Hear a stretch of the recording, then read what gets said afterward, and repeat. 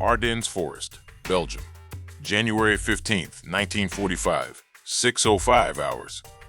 The snow was already red when the sun tried to rise. My name is Unteroffizier Karl Brenner, squad leader, 18th Volksgrenadier Division. I was 24 years old, standing knee-deep in frozen drifts, watching steam rise from the body of a man I'd been shouting orders at 10 minutes earlier. The cold didn't hurt anymore. That scared me. I had 11 men left. That was my squad. Last night it had been 13. The attack had started in darkness and confidence. Now it was daylight and chaos. We were supposed to punch through weak American lines, seize the road, keep moving west. That was the plan, but plans die quickly in the Ardennes. The forest breaks them apart, swallows units whole, leaves you alone with decisions no one trained you to make. I wiped snow from my eyelashes and raised my hand. Forward. The forest fought us every step. Branches snapped like gunshots. Snow hid foxholes until you were standing inside them.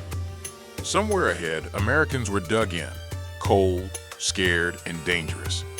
They moved in short bursts. Stop! Listen! Breathe! Then the machine gun opened up.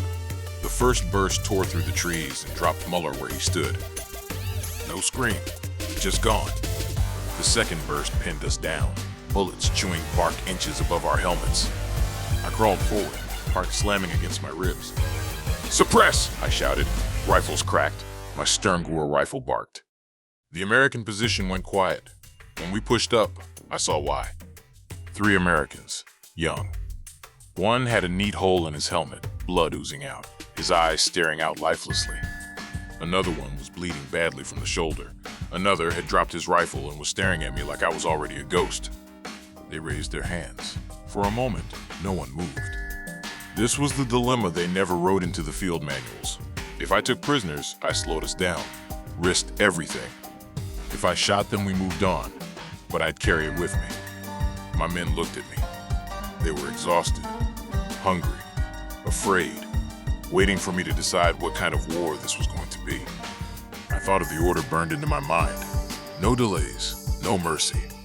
I also thought of my father, a veteran of the last war, telling me that surviving wasn't the same as winning. I lowered my rifle. Run, I said in broken English, pointing east. Now. They didn't hesitate. They vanished into the trees. We hadn't gone 50 meters when the artillery came down. American guns. Heavy, accurate. The forest exploded around us. Trees burst apart like matchsticks. Men screamed.